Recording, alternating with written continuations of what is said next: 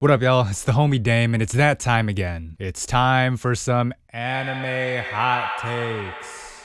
I said I'd be doing this more often, right? The premise is simple enough. Y'all just send me your anime slash manga slash life hot takes on Twitter or YouTube, and I talk about them here. Because there's nothing better for my mental health than reading through endless amounts of y'all's embarrassing opinions. Anyway, let's just get into it. Let's just start off with the hot take that'll most likely be the title and thumbnail of the video, so y'all don't complain that I'm clickbaiting you. I'm so tired of high school anime. Now this is actually a hot take, and it's one that I sort of agree with to an extent. Everyone knows that a large amount of anime takes place in high school, right? They got teenage characters doing teenage things, and if you're over the age of 20, you're basically a senior citizen. There's a vocal minority of people like this commentator here who are sick of the prevalence of these kind of stories. And I don't want to put words into Hoofstew's mouth because they didn't specifically say this, but most people who are complaining about this kind of thing would rather have more adult stories focused around adult characters and adult situations. And the number one reason people feel this way, from what I've seen, is that it's a relatability thing. If you're some grown adult in their 30s that works in the finance department, it might be a little difficult to empathize with the romantic struggles of a 14-year-old and the over-dramatic and immature reactions of a 16-year-old shonen protagonist, and it all just might be jarring to you. Now, if you ask me what I think personally as like the oldest person on this platform, I don't think any of that matters. If y'all remember, a while back, I actually made a video about this topic specifically. It was called like, does anime need to be relatable or something like that? Basically what it was saying is that art is art. Whatever the premise is, whatever the characters are, whatever the demographic they're part of is, it doesn't matter, at least I don't think so, as long as the art is good, as long as the end product is entertaining. And the example that I always use is Jordan Peele's Get Out. I'll never know what it's like to be black in America, but that doesn't mean I can't use my human empathy to see what Jordan Peele was trying to say in that movie. So you can see that relatability isn't always the most important thing. But this brings up another interesting discussion too. Why do writers often use a high school setting with teenage characters in the first place? One, it's the fetishization of youth. This is a common thing everywhere, not just Japan. We as a society in general see youth as like the most desirable thing. All these products and surgeries to make people look young. We talk about high school being the best 4 years of your life. We talk about actors and actresses in their prime versus when they get older. When you're young, anything is possible.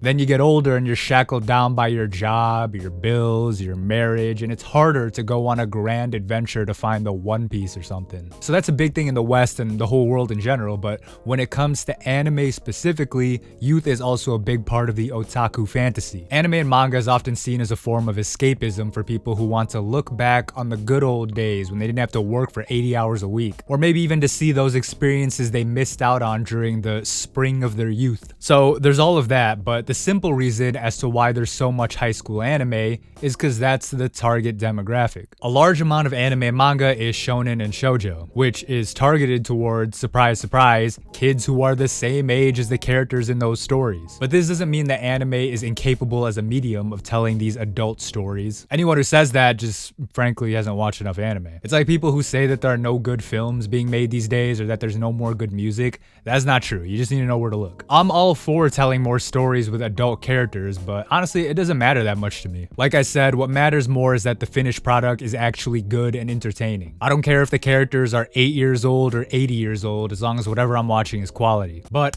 alright, now that we got the big topic out of the way, let's move on, because y'all sent in a whole bunch this time around, so I guess I'm gonna try and speed through a bunch. Shonen bros who don't try anything else, yet shit on everything else, have micro penises. Damn, shout out to Kuroshore, that's the homie, go check out their channel, but damn, they said micro, not average, not below average, not small, but micro. But I kind of agree. But this doesn't apply to just shonen fans. It's anyone who talks shit about something they know nothing about. It's fine not to like something, obviously, no one's gonna force you to like something you don't like, but if you don't know what you're talking about, why say anything at all? This goes for rom-com fans who shit on battle shonen fans. This goes for seinen fans who shit on shoujo fans. This goes for anything. Like, for example, I have a friend that refuses to listen to anything besides hip-hop, and it's like, that's fine, but how do you know that Carly Rae Jepsen is trash if you've never heard a single song by her? Trash isekais are good. I don't need every show I watch to blow my mind. Sometimes I just want to half-watch something while I'm playing games. That's true, and it doesn't have to be an isekai, but there's nothing wrong with just putting on some random show in the the background and enjoying it just like that. That's a valid form of entertainment, and if you like a show because it's good background noise, that's completely fine. And then they said Hitori Bochi is better than Bochi the Rock.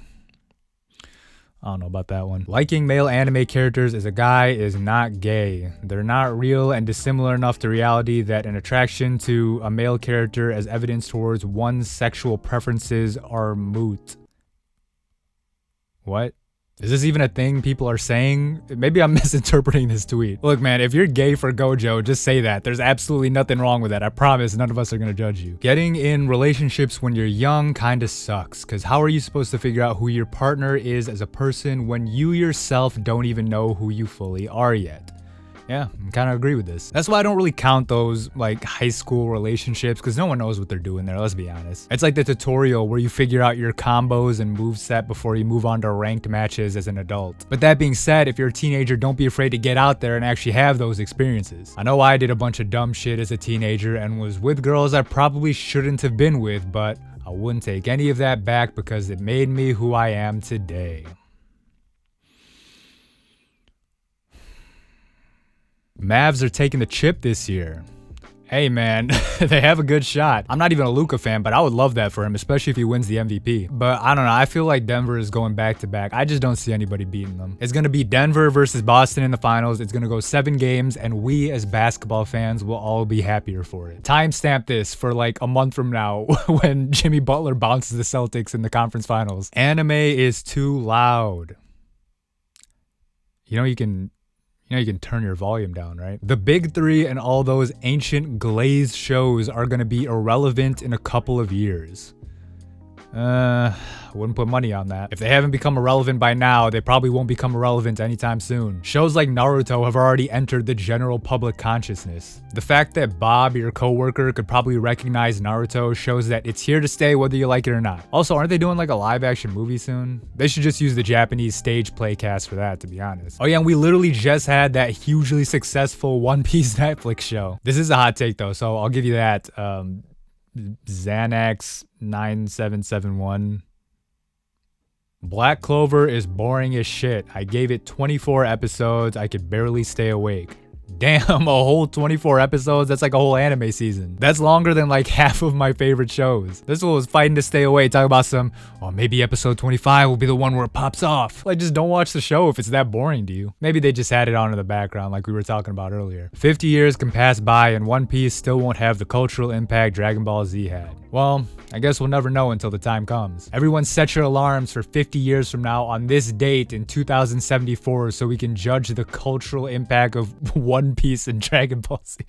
People really let my anime list dictate their tastes, and it shows. 100% true, and it applies to other things besides anime too. I think I mentioned this before, but I have a friend who literally will not watch a movie if it doesn't have above a certain score on Rotten Tomatoes. That's why I try not to look at reviews or anything before I check out something myself. Anime songs are keeping rock alive and well in Japan. Most of the rock songs on the Japanese Billboard charts are either anime songs or by bands who have had anime songs. I think you might have this one backwards. From what I see, the reason anime uses a lot of rock music is because rock music is popular back in the motherland. Like, Japan doesn't really have a big hip-hop scene or anything, or at least one as big as the United States. But as shit like that does become more popular, and also like the electronic pop style you see from Korea and stuff, guess what? We see a lot more anime using that type of music. So yeah, I think it's more of a case of anime following general music trends than it is general music trends following anime. Drake's response to Kendrick finna be fire. It ain't gonna be a complete wash. I mean, yeah, maybe, but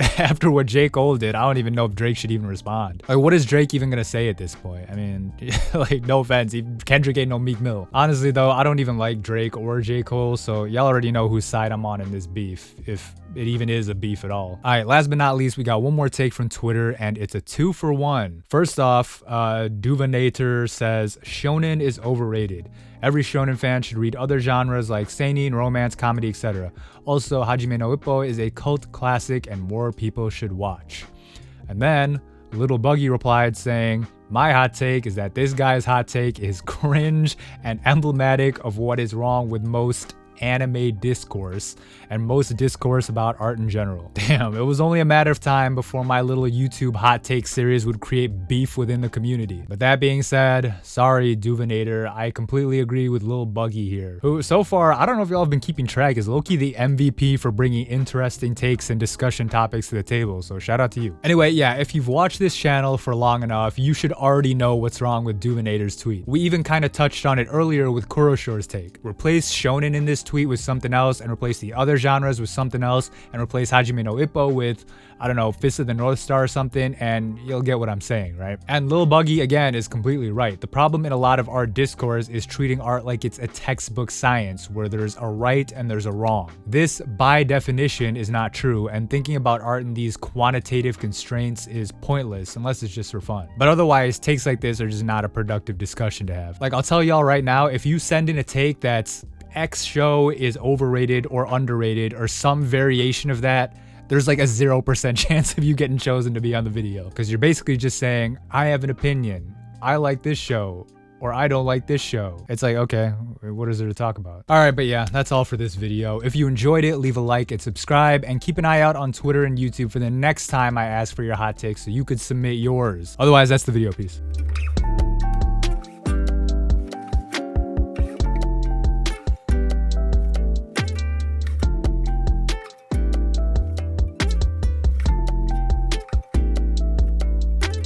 I do not like anime.